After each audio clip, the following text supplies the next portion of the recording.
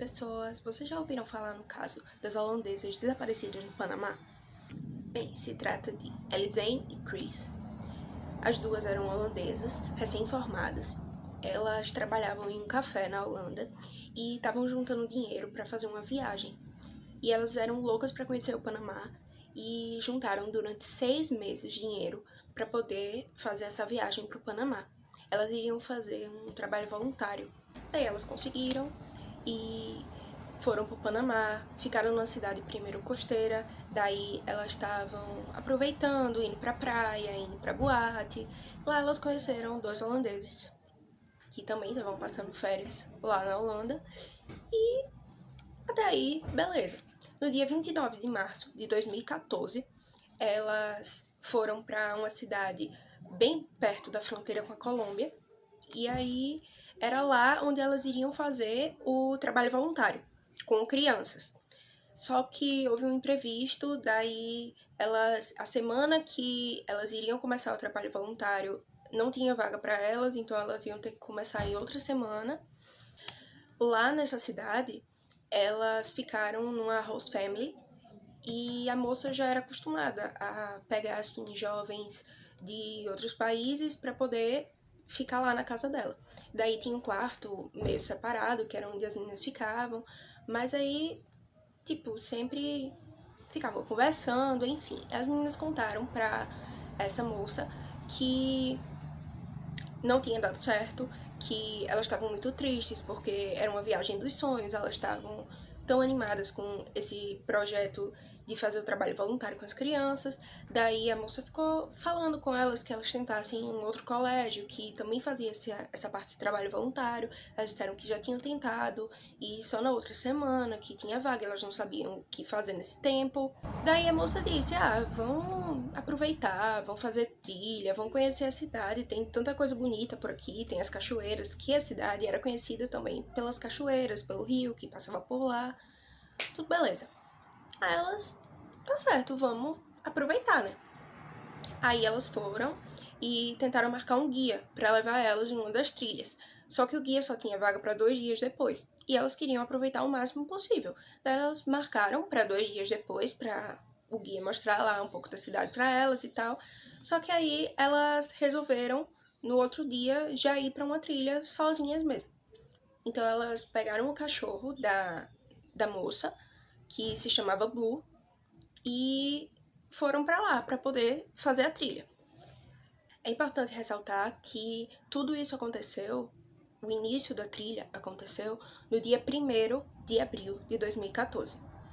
Antes de iniciar a trilha, elas se encontraram com os 2 holandeses, lembra que elas tinham conhecido antes, e depois elas falaram, uma falou com o irmão, a outra falou com o namorado, avisou que ia pra trilha, e a moça que falou com o irmão, ela disse que não iriam levar comida nem nada pra trilha, porque era bem curta, elas não iam demorar, elas só queriam conhecer um pouco e depois voltariam pra casa. Beleza. Às 11 horas, elas começaram a trilha. Daí a moça que recebeu elas em casa, que se chama Miriam, ela começou a ficar preocupada, porque já deu o final da tarde e nada das moças aparecerem, nem darem notícia, nada. A Chris e a Elizane saíram pra fazer a trilha e levaram o cachorro e não voltaram ainda. Daí, beleza, ela começou a ficar preocupada e o cachorro, o Blue, apareceu sozinho em casa. Ele voltou pra casa sozinho. E aí a moça achou ainda mais estranho, a Miriam. Daí ela ficou bem preocupada, mas pensou, elas podem ter ido pra algum outro local, podem ter ido, sei lá, pra uma balada, alguma coisa assim. E ela resolveu esperar até o outro dia pra dar queixa de desaparecimento ou qualquer outra coisa assim. No outro dia, o guia turístico ligou pra casa da Miriam pra saber cadê as duas, porque as 2 meninas tinham marcado pra fazer uma trilha com o guia e não tinham aparecido. Daí a Miriam disse, não, tem alguma coisa errada. Aí ela foi, deu queixa do desaparecimento. A polícia, a moça, entrou em contato com a família da Elizane e da Chris pra, tipo, saber se eles tinham alguma notícia, avisar que as meninas estavam desaparecidas. E a família já estava estranhando, porque as meninas ligavam todo dia e mandavam, tipo, mensagem, notícia o tempo todo. E elas passaram mais ou menos 24 horas sem dar notícia nenhuma. Isso era no dia 2 de abril. Daí, no dia 3 de abril, as buscas começaram. Começou busca pela terra, busca com o helicóptero, para ver se achavam onde a Elizane e a Chris estavam. E nada disso delas aparecerem. Aí, no dia 6 de abril, a família das duas foram para o Panamá para poder ajudar. E junto, levaram com elas uma equipe de investigadores. Isso, a polícia local, os investigadores procuraram, investigaram e nada de achar as meninas. Daí, alguns dias depois, uma moradora de uma tribo local entrou em contato com a polícia para dizer que tinha achado uma mochila azul. Vale ressaltar que essa era a mochila de Elizane, que ela tinha levado para a trilha. E a moça da tribo disse que tinha achado na beira do rio. Beleza. Só que, bem, a mochila estava totalmente seca. Foi encontrada na beira do rio, mas estava totalmente seca e totalmente limpa. Como se não tivesse numa floresta, numa mata. Tá. Foram encontrados 2 óculos de sol, uma garrafa de água. Foi encontrado os 2 celulares das meninas. Encontrado também a câmera e o passaporte. A polícia começou a investigar pelos celulares das meninas. Daí eles descobriram que os celulares tinham sido usados durante 10 dias. Elas tentaram ligar para a polícia desde o primeiro dia da trilha. Elas tentaram ligar 77 vezes, tanto para o número local, que era o 911, quanto o número da polícia da emergência internacional, que era o 112. Elas tentaram ligar a primeira vez para a polícia no dia 1º de abril, às 4h39 da tarde. Ou seja, ainda estava claro e elas já estavam precisando de ajuda. Só que, como elas estavam numa área de mata densa, não pegava sinal de celular e elas não conseguiam completar quase nenhuma das 77 chamadas. Apenas uma chamada deu linha, mas 2 segundos depois, literalmente 2 segundos depois, ou alguém desligou ou caiu a ligação por conta do sinal instável. No dia 6 de abril, já o 6º dia de desaparecimento, o celular de Elizane acabou a bateria. E no mesmo dia, o celular dela foi tentado desbloquear várias vezes até bloquear o aparelho. No final, eu dou minha opinião. Enfim, elas ficaram apenas com o celular de Chris e a partir do dia 11, o celular não foi mais ligado. O celular de Chris também acabou a bateria e elas não puderam mais ligar. Também vale ressaltar que no primeiro dia, no segundo dia, elas ligaram várias vezes para a polícia. Várias vezes. Mas conforme o tempo ia passando, as ligações iam ficando cada vez mais espaçadas, tentavam poucas vezes durante o dia. Daí a polícia começou a investigar a câmera das meninas. As primeiras fotos eram das meninas sorridentes, estavam fazendo vários passeios, inclusive a trilha, mas tiveram algumas fotos que, no dia da trilha, que o semblante das meninas estava um pouco preocupado. Elas estavam sem sorrir. Uma das fotos mostra uma das meninas com as mãos para trás. E tem gente que acredita que ela podia estar amarrada. Tem gente que acredita que não, que foi só uma pose. Isso a gente nunca vai saber. Mas uma das grandes questões dessa história vem agora. Que no dia 8, elas tiraram mais de 90 fotos. Ou elas, ou alguém. Mas da câmera do dia 8 tinha mais de 90 fotos, tiradas entre 1 e 4 da manhã. Só que as fotos eram um tanto macabras, porque mostrava tudo escuro e ao redor delas. Simplesmente mostrava, era foto da vegetação, do chão, das pedras. Tinha uma das fotos que mostrava uma pedra com as coisas delas em cima. Óculos, um pedaço de papel, um espelho, uma garrafa de água e vários papéis de comida. Que é estranho, porque uma das meninas disse ao irmão que não iriam levar comida porque a trilha ia ser rápida. Então, de onde veio essa comida? Daí elas tiraram quem sabe, tirou mais de 90 fotos do cenário tudo escuro, e uma das fotos mostra a cabeça de Chris cortada, sangrando. Também sem muitos detalhes.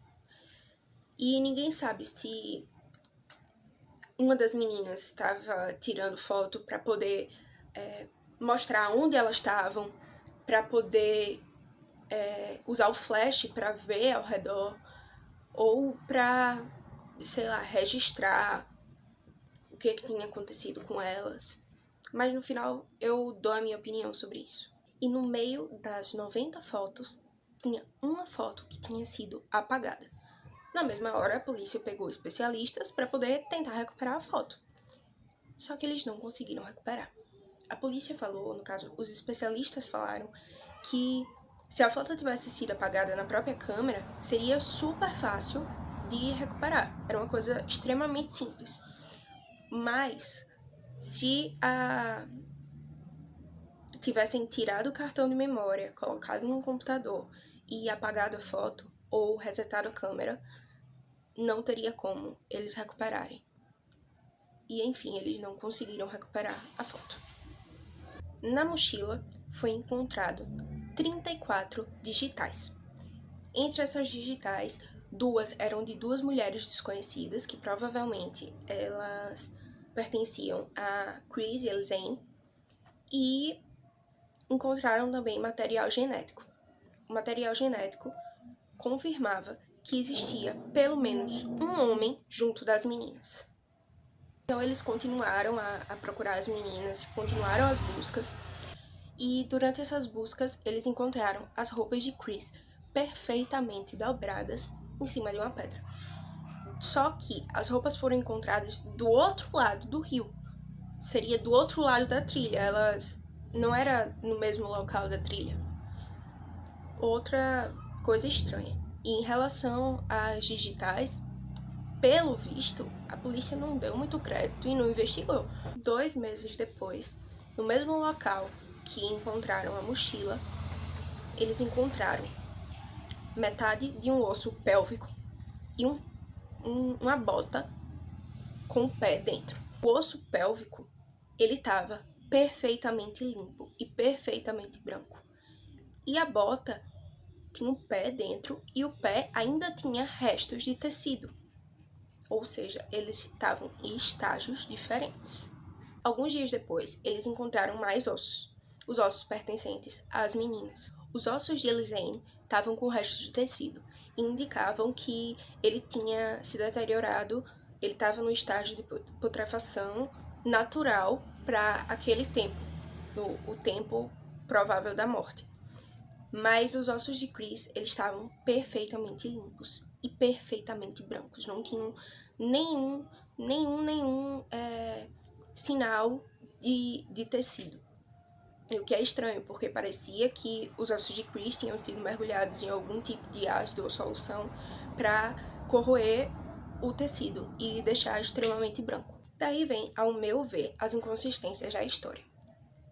Bem, eles encontraram a bolsa. A maior prova que eles tinham era a bolsa das meninas. E a quantidade de digitais e o material genético que estava presente naquele material, naquela bolsa. Pelo que relatam as notícias, não foi investigado a fundo as digitais nem o material genético. Por que fariam isso? Já que aquilo dali era a maior prova, a maior evidência que eles tinham. Isso é uma coisa estranha. Outra coisa, não tem nenhum relato oficial de que os holandeses que elas se encontraram, eles foram nem investigados, nem a moça da tribo que encontrou a mochila, porque em um crime eles são suspeitos. Eles estavam próximos do local do crime, da vítima, naquele curto período de tempo. Então, eles se tornam uns suspeitos. se tornam suspeitos. Um deles não foram intimados. A mulher também que achou a mochila, ela foi intimada brevemente, mas nada que eles pudessem ter. Ela foi ouvida pela polícia, mas a polícia deixou pra lá também. E é um tanto estranho. Inclusive, uma das digitais que tinha na mochila pertencia a um banco de dados lá do Panamá. Também não foi investigado. O que é que aconteceu com as meninas? Ninguém sabe. Isso é um caso que ficou sem solução até hoje. E ninguém sabe o que é que essas meninas passaram, o horror que elas podem ter passado. E outra coisa também bem perturbadora é que tempos depois, aproximadamente 6 meses depois, eles constataram que realmente se tratava dos restos mortais de Elizane e de Chris, e a polícia simplesmente disse que provavelmente tinha sido uma morte acidental, que provavelmente uma das meninas caiu, a Elizane caiu de uma altura alta, daí ela, perdeu o pé e perdeu os restos mortais, ficou um pedaço para cada lado, e a outra menina provavelmente ficou perdida na mata e aí terminou morrendo. Só que isso não bate com a história. Por quê? Especialistas comprovam que para a pessoa perder as partes, para conseguir romper todos os tecidos e deslocar os ossos, como a Elizane perdeu o pé, precisaria ser de uma altura muito, muito, muito, muito alta. É estranho. Outra coisa é que no local que eles foram encontrados não tinha nenhum local bastante alto o suficiente. Fora que a perícia criminal, o médico legista, ele podia saber se aquele pé tinha sido, porque provavelmente o pé foi cortado, se aquele pé, o tipo de arma que aquele pé foi cortado, porque qualquer arma branca, qualquer arma elétrica, ela deixa microlesões tanto no tecido quanto no osso. Então, o médico legista e a perícia criminal, ela tinha como saber qual tipo de arma foi usada para cortar o pé de Elizane. E eles podiam fazer uma busca daquele tipo de material que foi utilizado para cortar aquele pé. Outra coisa que eles podiam ter feito é os ossos de Chris. Eles provavelmente, os restos mortais foram mergulhados em algum tipo de ácido ou de solução, algum tipo de substância para corroer o tecido e deixar os ossos naquele estado. Só que qualquer ácido, qualquer substância, ele deixa também microfragmentos nos ossos, porque o osso ele tem uns desníveis, vendo de uma forma microscópica. Daí então, eles podiam também ter analisado os ossos de Chris, eles podiam ter feito testes para tentar descobrir qual tipo de substância foi usado ali e fazer uma busca nas lojas, pelo menos locais ou dos arredores ali, para saber quais lojas vendiam aquele tipo de produto e as pessoas que compraram num curto período de tempo, pelo menos eles podiam ter tentado fazer esse tipo de investigação. E, enfim, é um caso que continua sem solução até hoje. A gente não sabe o que aconteceu. Provavelmente o que essas meninas passaram lá, nossa, só Deus sabe. É um caso que, particularmente, me causa bastante arrepio. É um caso que, só de imaginar o sofrimento, o medo, o pavor dessas meninas lá, me causa bem mal, assim. E é isso. Se vocês gostaram do vídeo, se vocês acharam interessante, vocês dão um like aí, se inscreve no canal e manda pros seus amigos.